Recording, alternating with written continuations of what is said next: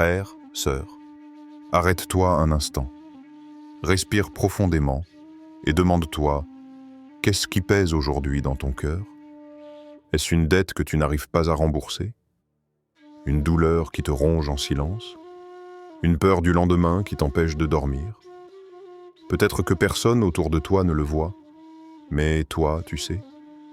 Ces blessures invisibles, ces fardeaux lourds, tu les portes chaque jour comme un sac qui semble ne jamais s'alléger. Mais écoute-moi bien, Allah ne t'a pas laissé seul avec tes problèmes. Ton Seigneur, qui connaît chacun de tes soupirs et chaque larme que tu caches aux autres, t'a donné des clés spirituelles, des moyens puissants, mais que beaucoup de croyants négligent alors qu'ils pourraient changer leur vie. Aujourd'hui, je vais te révéler l'un de ces secrets.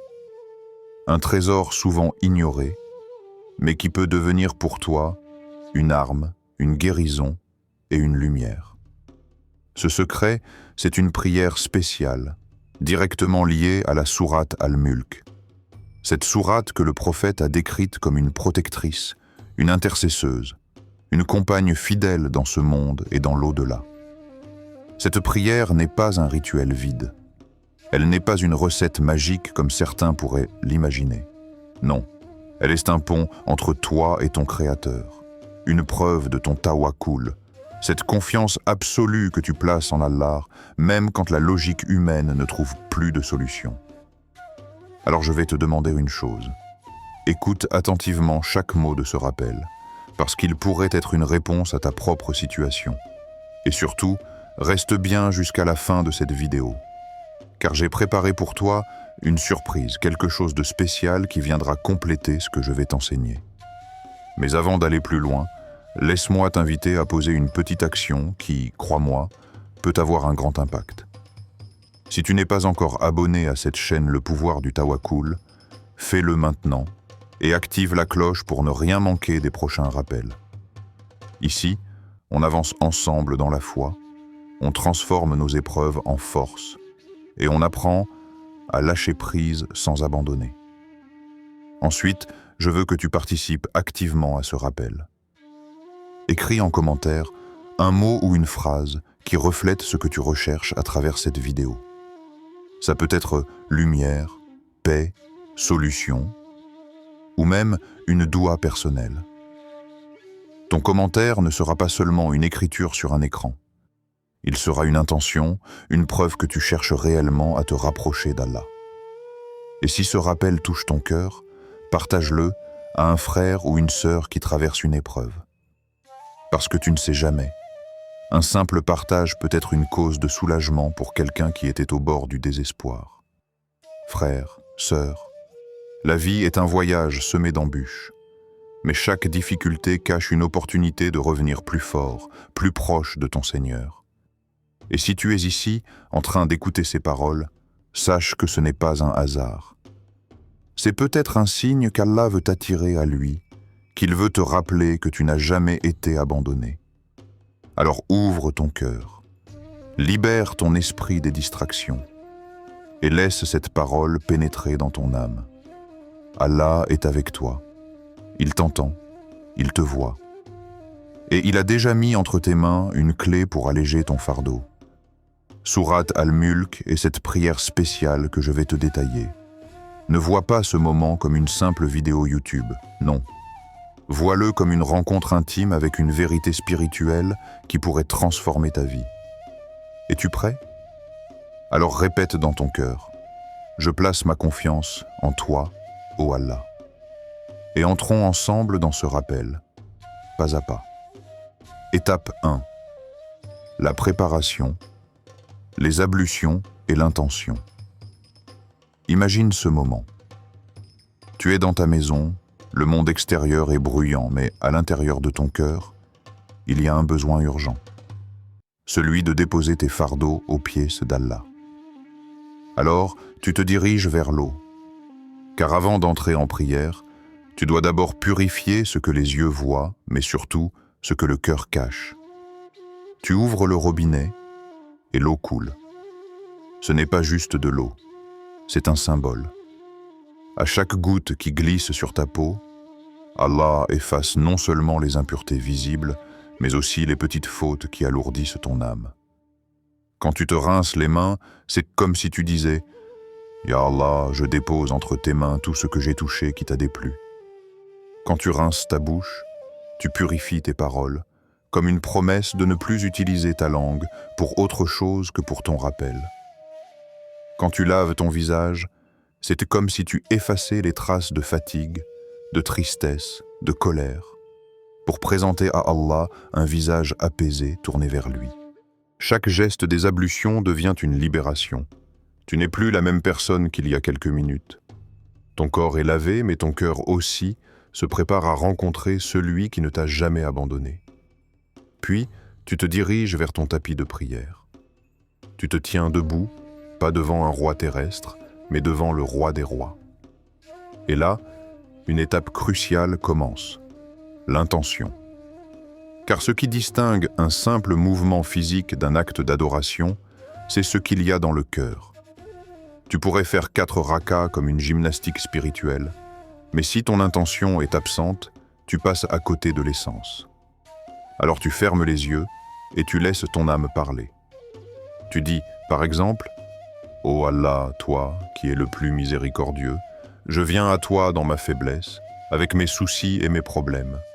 Je t'invoque pour que tu guides mes pas, que tu bénisses mes projets et que tu m'ouvres les portes du bien dans ce monde et dans l'au-delà. » Ces mots ne sont pas de simples phrases, ce sont des clés.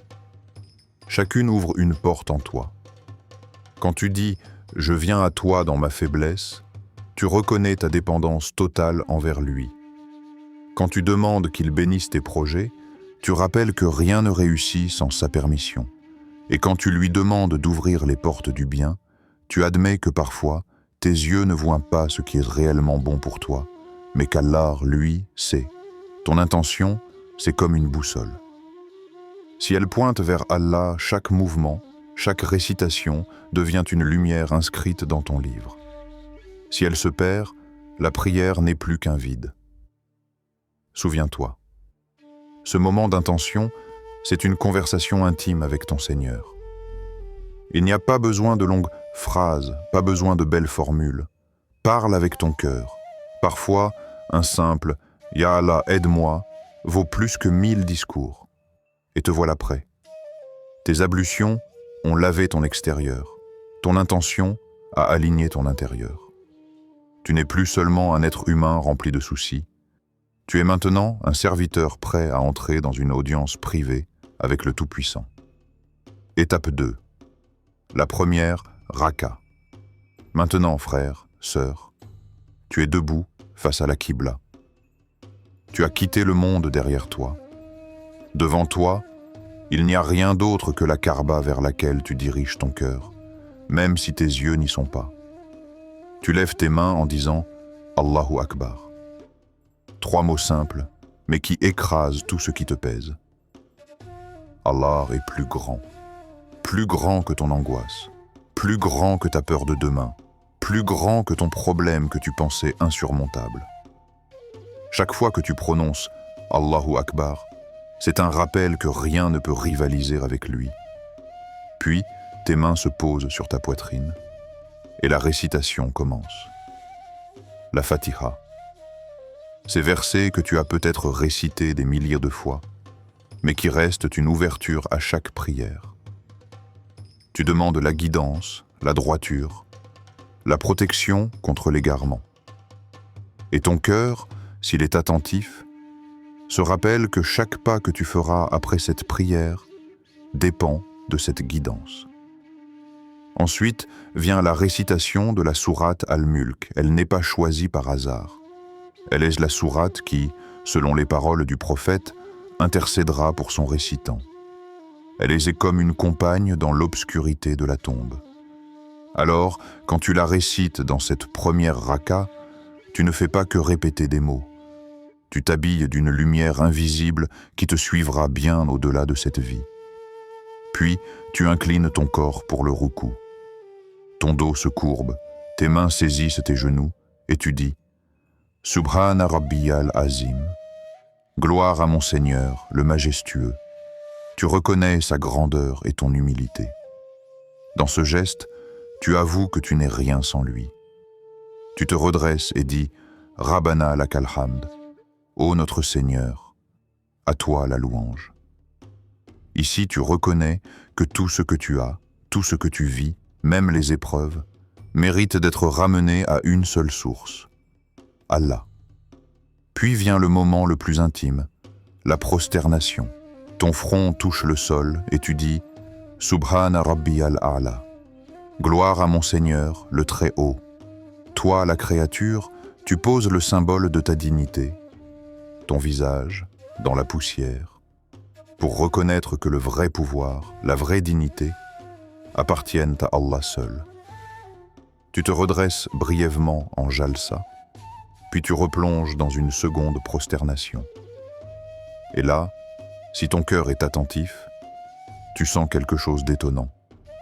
Plus tu t'abaisses devant Allah, plus ton âme se relève. Voilà la première raka. Mais si tu l'as faite avec ton cœur, elle n'est pas seulement un geste répété. Elle devient un dialogue, une guérison, une force. Étape 3. La continuité. Frère, sœur, tu viens de goûter à la première raka, mais ne t'arrête pas là. La force de cette prière réside dans la répétition et la continuité. C'est comme si tu construisais un pont solide vers Allah, pierre après pierre. La première raka a posé la fondation, mais la deuxième, la troisième et la quatrième viennent renforcer ce lien, jusqu'à ce que ton cœur se sente enveloppé par sa lumière. Quand tu te lèves pour la deuxième raka, rappelle-toi que ce n'est pas une répétition mécanique. Chaque raka est une occasion de renforcer ton intention, d'approfondir ton tawakkul.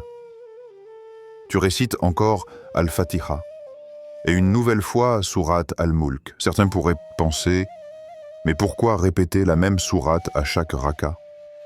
La réponse est simple, parce que chaque répétition grave la sourate plus profondément dans ton cœur, comme un marteau qui frappe le clou jusqu'à ce qu'il soit solidement fixé.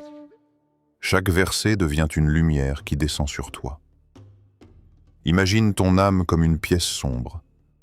La première récitation allume une petite lampe, la deuxième illumine un coin encore plus grand, la troisième éclaire l'ensemble, et à la quatrième, la pièce entière resplendit.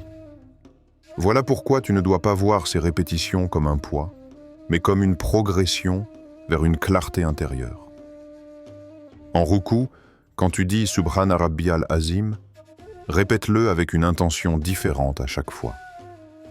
Dans la deuxième raka, pense à ta situation actuelle, tes problèmes, ton épreuve. Dans la troisième, pense à ta famille, à ceux que tu aimes, à leurs besoins de protection. Dans la quatrième, pense à ton avenir et à l'au-delà.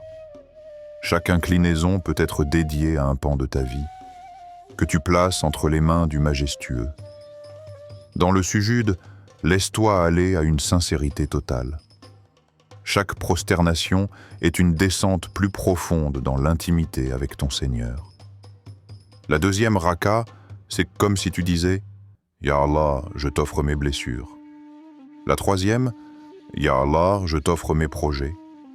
La quatrième « Ya Allah, je t'offre mon âme ».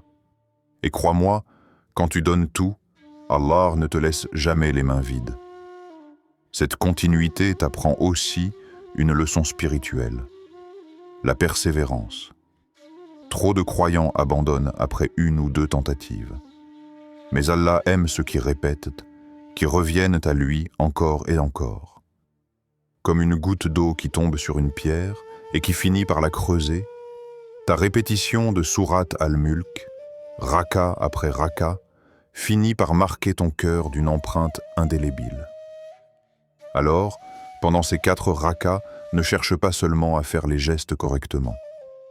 Cherche à vivre chaque instant comme une étape vers la délivrance. Et rappelle-toi, cette prière n'est pas une obligation. C'est une offrande volontaire, une preuve d'amour. Plus tu la fais avec passion et sincérité, plus elle sera lourde dans ta balance au jour du jugement. Étape 4. La clôture. Tu es maintenant dans la dernière étape. La 4e raka vient de s'achever et tu t'assieds en position de tashahhud. C'est un moment à part. Tu n'es plus dans l'effort physique, mais dans le calme. Ton corps se repose, mais ton cœur est éveillé. Tu récites les paroles du tashahhud, tu envoies des salutations au prophète. Mais ce n'est pas seulement un rituel, c'est une manière de te connecter à une chaîne spirituelle qui traverse le temps. En saluant le prophète, tu rejoins des millions de croyants avant toi qui ont prononcé ces mots, et tu t'inscris dans une continuité de foi qui ne s'est jamais interrompue depuis 1400 ans. Puis vient le moment où tu parles directement à Allah. Ici, il n'y a pas de limite. Tu peux demander tout ce dont tu as besoin. Mais attention, ce n'est pas le moment d'un vœu superficiel. C'est le moment d'ouvrir ton cœur comme jamais. Ferme les yeux et imagine. Allah t'écoute. Pas demain, pas dans une semaine. Maintenant. À cet instant précis, tu es en audience privée avec celui qui détient les clés des cieux et de la terre. Alors, parle-lui. Si tu as un problème que tu caches même à ta famille, expose-le. Si tu as une peur que tu n'oses pas avouer, confie-la. Si tu as un rêve que tu crois impossible, demande-le. Dis avec ton cœur, « Ya Allah, toi qui sais ce que je n'ose pas dire, je t'offre mes larmes intérieures. Donne-moi ce qui est bon pour moi, même si je ne le comprends pas encore. Écarte de moi ce qui me nuirait, même si je l'aime, et fais que mon cœur soit toujours attaché à toi. » Ensuite, tu tournes ta tête à droite et à gauche et tu dis « Assalamu alaykum wa rahmatullah » que geste, qui paraît simple, est en réalité une libération. Tu salues les anges, mais en même temps, tu quittes la prière avec une paix intérieure. Comme si tu venais de déposer un poids énorme et que tu repartais léger, apaisé, prêt à affronter le monde. La clôture de cette prière n'est pas une fin. C'est le début d'un nouveau souffle dans ta vie. Tu viens de remettre tes problèmes entre les mains d'Allah. Tu as confié ton avenir, ton présent et ton passé au seul qui ne trahit jamais. Et souviens-toi de cette vérité. Quand tu sors de cette prière, peut-être que rien n'a encore changé extérieurement. Tes dettes sont toujours là, ton épreuve aussi, mais intérieurement quelque chose a bougé. Tu n'es plus la même personne. Tu es renforcé, apaisé, aligné avec ton Seigneur. Et ça, c'est le premier signe que ta prière a été entendue. Frères, sœurs, ne sous-estime jamais la puissance de la sourate Al-Mulk. Elle n'est pas une sourate parmi d'autres. Le prophète l'a décrite comme une protectrice, une intercesseuse pour celui qui en fait sa compagne. Elle agit comme un bouclier dans ta tombe, là où personne ne sera avec toi, sauf tes actions. Elle se lève et dit « Ya Allah, il me récitait chaque nuit, alors protège-le grâce à moi. » Imagine, au moment le plus solitaire de ton existence, une sourate devient ton allié. Mais cette lumière ne se limite pas à l'au-delà. Elle agit ici-bas, dans ton cœur. Chaque verset que tu récites est une flamme qui chasse l'obscurité du doute et de la peur. Elle est comme une armure invisible qui renforce ta foi et apaise tes inquiétudes. Voilà pourquoi cette prière spéciale liée à Sourate Al-Mulk n'est pas un simple rituel. C'est une arme contre la tristesse, un remède contre le désespoir, un pont vers Allah. Cependant, retiens bien une vérité essentielle. Le secret n'est pas dans la forme, mais dans la sincérité. Tu pourrais faire cette prière 1000 fois mécaniquement, sans que ton cœur ne bouge. Mais une seule fois, avec des larmes sincères, avec un cœur brisé tourné vers Allah, peut changer ton destin. Et il y a aussi un autre secret, la constance. Les solutions ne viennent pas toujours immédiatement. Parfois, Allah retarde la réponse, non pas parce qu'il ne t'a pas entendu, mais parce qu'il veut te rapprocher de lui, te purifier, t'enseigner la patience. Celui qui abandonne après 2 jours n'a pas goûté au vrai tawakkul. Mais celui qui persiste, qui continue, qui revient encore et encore devant Allah, celui-là voit toujours une ouverture. Alors, frère, sœur, place ton cœur dans cette vérité. Quand tu pries avec sincérité, quand tu lis ta confiance à Allah comme une corde qui ne se rompt pas, les solutions viendront. Pas toujours comme tu l'espères, mais toujours de la meilleure manière. Parce que ton Seigneur sait ce que tu ignores, et il prépare pour toi des réponses que ton imagination n'atteint pas encore. Frère, sœur, ne laisse pas ces mots rester de simples paroles que tu écoutes, puis que tu oublies. Transforme-les en une expérience vivante. Essaie cette prière spéciale cette semaine, pas demain, pas la semaine prochaine. Commence dès aujourd'hui, prends ton tapis de prière, purifie-toi, place ton intention et récite Sourate Al-Mulk avec ton cœur. Mets-y ton âme, tes larmes, tes blessures, mais aussi ton espoir. Et surtout, sois constant. Ne la fais pas une seule fois pour tester. Donne-lui le temps de s'installer dans ton quotidien. Pratique-la chaque soir ou chaque moment où tu sens ton cœur lourd. Et tu verras, même si tes problèmes extérieurs semblent toujours là, ton intérieur commencera à changer. Ton regard sera différent. Ton patience deviendra plus solide. Ton cœur trouvera une paix que l'argent, la réussite ou même les solutions humaines n'apportent pas. Et si tu as déjà vu des bienfaits en récitant Sourate Al-Mulk, ne garde pas ce trésor pour toi. Partage ton témoignage dans les commentaires. Écris en quelques mots ce que cette sourate a changé dans ta vie ou ce que tu espères qu'Allah réalise à travers elle. Pourquoi ? Parce que ton commentaire pourrait être une réponse à la prière de quelqu'un d'autre.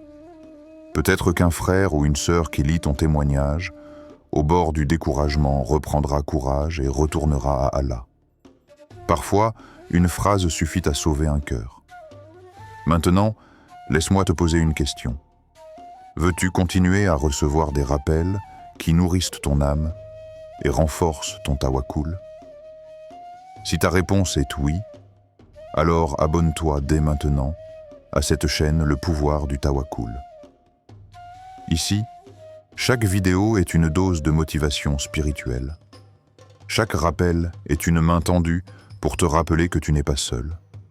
Active aussi la cloche pour ne manquer aucun rappel, car un simple rappel, écouté au bon moment, peut devenir une lumière qui change ta semaine, ou même ta vie. Et ne t'arrête pas là. Partage cette vidéo à tes proches, à tes amis, à ta famille. Peut-être qu'un seul partage, un simple lien envoyé, sera une cause de guider pour quelqu'un que tu aimes. Imagine qu'au jour du jugement, Allah t'accorde des récompenses parce qu'une personne a changé sa vie grâce à ce partage. Rien n'est petit quand il s'agit de propager la lumière. Frère, sœur, retiens cette vérité. Le tawakkul, ce n'est pas attendre les bras croisés. Ce n'est pas se dire « j'ai prié, donc j'attends que ça tombe du ciel ». Non. Le tawakkul, c'est avancer avec confiance.